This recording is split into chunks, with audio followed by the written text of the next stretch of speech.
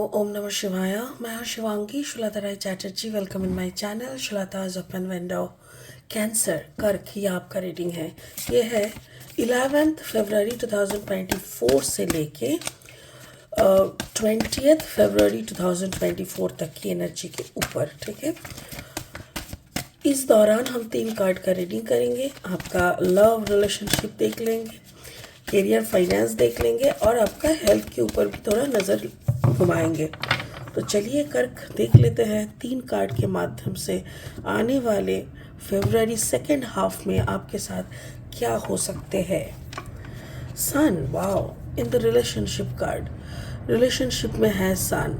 Wow, हो सकता है कि आप जिनके साथ रिलेशनशिप में है वो लियो साइन के हो सकते हैं। ओके, आपका करियर फाइनेंस जो है वो है 9 of fire. Yes, fire sign. Okay, that's really beautiful. Just a second. Yes, and आपका हेल्थ में है 6 ऑफ एयर। वाओ,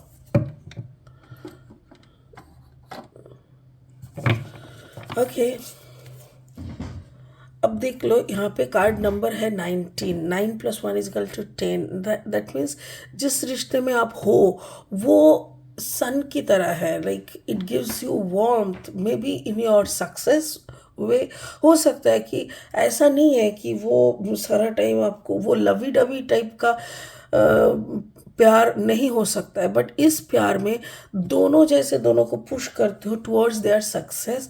और ये पार्टनरशिप जो है ये काफ़ी यूनिक है बट ब्राइट है। आपका जो करियर फाइनेंस है उसमें भी 9 of fire. Like may be you are working on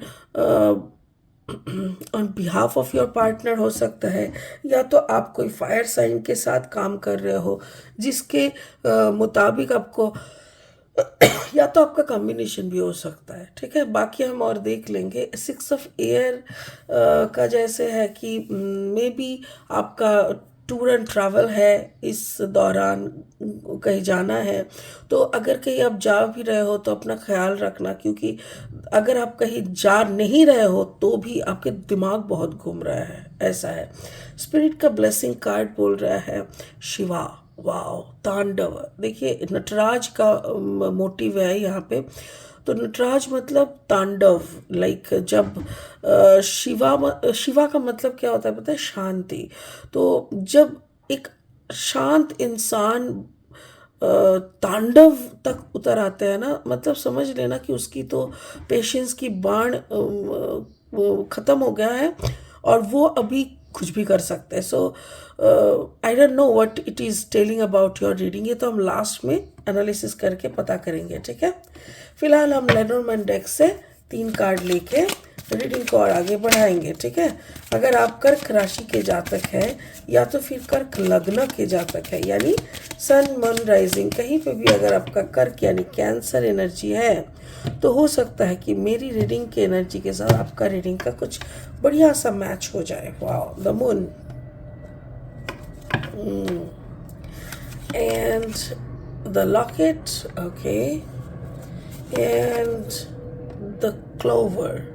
wow, मेरे ख्याल से ये जो 3 कार्ड आया ना, ये भी बोल रहा है आपके रिश्ते की तरफ उंगली कर रहा है। लाइक रिश्ते की तरफ ही पॉइंट आउट कर रहा है। ठीक है, और 3 कार्ड लेके ना फाइनली इसको एनालिसिस करना शुरू कर देंगे।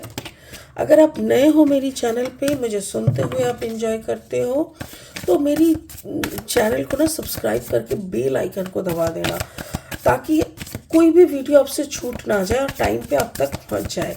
और अगर मेरी कंटेंट आपको अच्छा लगता है तो इसको शेयर करो दोस्तों के बीच और लाइक ज़रूर कर दीजिएगा। ठीक है कर्क? ओके, चलिए कैंसर देख लेते हैं। 6 of wands energy. 6 of wands energy and 2 of cups energy and 7 the chariot. wow, अब देखेंगे आपका लव लाइफ से शुरू करेंगे। ठीक है,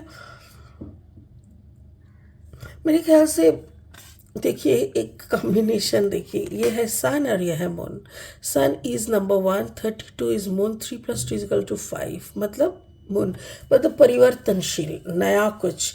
मून इज परिवर्तनशील क्योंकि इमोशन है ना, इमोशन को परिवर्तन करना पड़ता है, इसका मूवमेंट होना बहुत ज़रूरी है, वरना स्टैग्नेंसी आ जाता है, फिर अंदर ना ब्लॉकेज हो जाता है। और सन क्या है ना, फिक्स एनर्जी, एकदम फायरी, ये सब कुछ जला डला के फिर सोना रेडी करता है।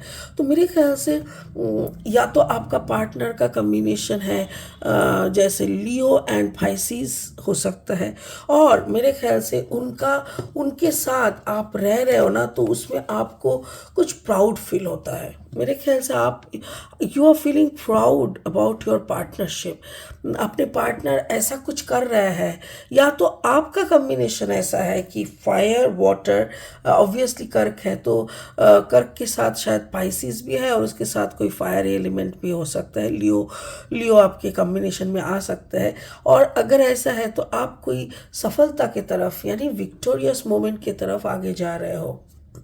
बट जितना मुझे स्पिरिट बोल रहा है वो यही है कि may be your partner is making you proud. आप उनकी कुछ बर्ताव से, उनकी कुछ अचीवमेंट से आप बहुत ज़्यादा प्राउड फील कर रहे हो, और मे बी आप लोगों को बता रहे हो, पता है you know my wife is doing this, you know my wife is doing that, या you know my husband is doing this, ऐसे करके हो सकता है। बट जो भी है मुझे ऐसा लग रहा है बोथ मतलब कोई एक कर्क आप या तो आपके पार्टनर एक दूसरे को लेके काफ़ी प्राउड फील कर रहा है, ठीक है। यह आपका रिलेशनशिप का, आपका करियर फाइनेंस का देखो, 9 ऑफ फायर एनर्जी। लाइक इसमें भी ऐसा लग रहा है जैसे कर्क अगर आप अंधेरे से चल रहे थे, हो सकता है कि लिमिटेशन था आपका, लिमिटेड मनी, लिमिटेड सब कुछ लाइफ स्टाइल था, तो उसमें भी अगर किसी ने रोशनी दिखाए और अनलिमिटेड कुछ करने की सहमति कुछ आपको अगर मिला है, तो आपको मिला है कोई फायर साइन से, और that can be your partner. But जो भी यहाँ पे हो रहा है मेरे ख्याल से आप हर वक्त आपको आप उनकी हर चिंगारी, उनकी हर क्वालिटी, उनकी हर मोड़ को, तोड़ को अच्छे से बेखूबी पहचानते हो। इसीलिए कभी भी कुछ भी एक्स्ट्रा इधर उधर का हो रहा है ना, यू कैन अंडरस्टैंड, आप उसको कनेक्ट कर पाते हो। Card number 24, the locket. इस रिश्ते में शायद एक डर था, एक खोने का डर। ये रिश्ते में एक कोई अटैचमेंट नहीं था। मुझे ऐसा लग रहा है जैसे कोई अटैचमेंट ही नहीं था या नहीं है, बट फिर भी इस रिश्ते में कुछ स्पार्क है। ये स्पार्क मेरे ख्याल से फायर साइन से ही है। जो भी फायर साइन हो, अगर आप में फायर साइन का कम्बिनेशन है देन इट इज़ यू, और अगर आपका पार्टनर में है तो then it is your partner. और यही क्लिक, यही जो स्पार्क है, इसी के लिए जैसे आप दोनों जुड़े हुए हो। और कामकाज की बात बोले तो मेरे ख्याल से कोई कोलाबोरेशन वाला काम आप दोनों कर सकते हो, क्योंकि अभी आपके पार्टनर एक ऐसी मुकाम पे खड़े हैं जहाँ पे आप अगर उनके साथ अटैच हो जाओगे, आप दोनों मिलके अगर कुछ करने का ठानोगे, तो that will give you victory. क्योंकि यहाँ पे है 9 ऑफ लाइट्स, 9 ऑफ वॉन्ड्स। तो 9 ऑफ वॉन्ड्स में क्या होता है ना, बाधाएं भी आते हैं। ऐसा नहीं कि आपने चाहा और सब कुछ एकदम एक के बाद एक सेट होते लगा, नहीं, आप जैसी चाहोगे तो संग संग कुछ ना आएंगे, नेगेटिव आएंगे, उसके बाद आप उसको समझा बुझा के पटा के सेट करोगे। फिर जो भी है धीरे धीरे होना चाहिए। और मेरे ख्याल से ये जो अगर आप दोनों मिलके कुछ कर रहे हो, तो कोशिश करना कि ये काम एटलीस्ट कुछ महीनों तक, कुछ साल तक चले, क्योंकि अगर बीच में रुक गए ना तो इसका रिजल्ट आपको कुछ नहीं मिलेगा। बट अगर आप इसको खींच पाए ज़्यादा टाइम तक, तो इससे आपकी बेनिफिट बहुत ज़्यादा है, बहुत ज़्यादा सक्सेस है, बेनिफिट है, बहुत अच्छा कुछ है, ठीक है। आपका हेल्थ देख लेते हैं। जैसे 6 ऑफ ईयर, आपको ट्रैवल करना पड़ सकता है इस 10 से मतलब 11 से 20 के बीच में। अगर ट्रैवल करेंगे ना तो ये ट्रैवल आपके लिए काफ़ी लकी साबित होगा।